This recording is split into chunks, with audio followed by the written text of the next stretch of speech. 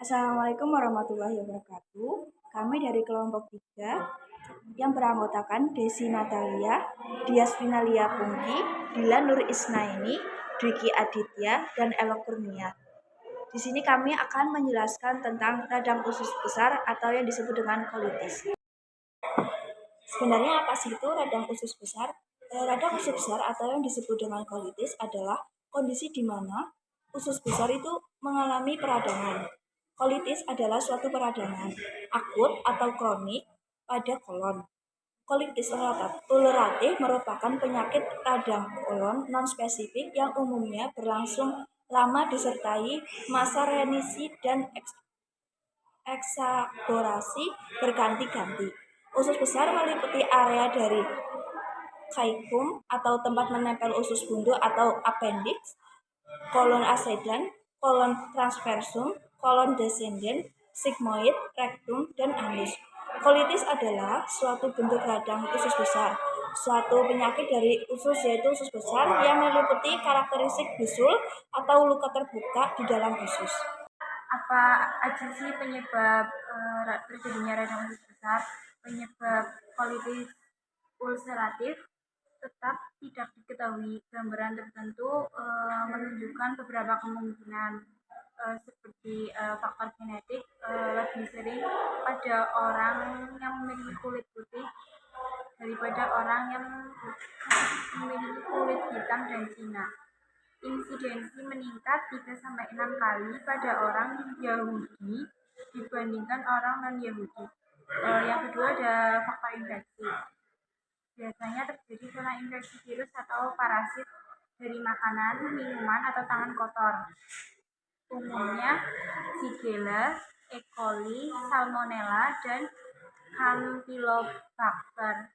Amoeba juga dapat menyebabkan kolitis, menyebabkan diare, demam, dan dehidrasi dan parasit. Yang ketiga, faktor imunologik, manifestasi extraintestinal arthritis, perikolonitis. Keempat, ada faktor lingkungan atau kebiasaan.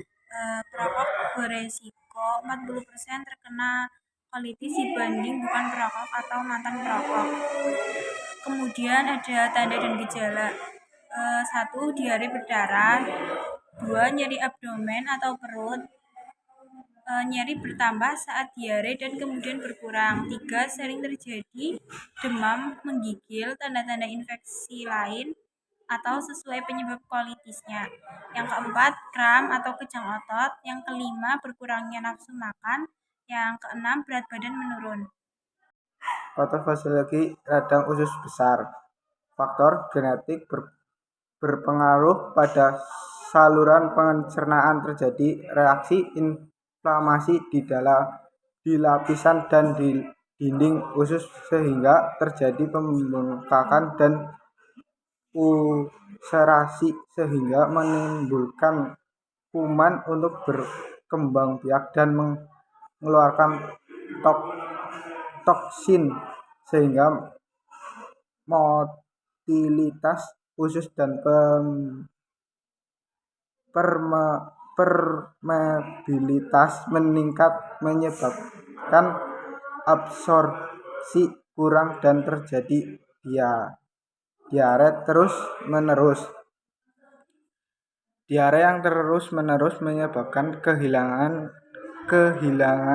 cairan dan elektrolit tubuh sehingga masuk dalam tahap dehidrasi, menimbulkan kekurangan volume cairan.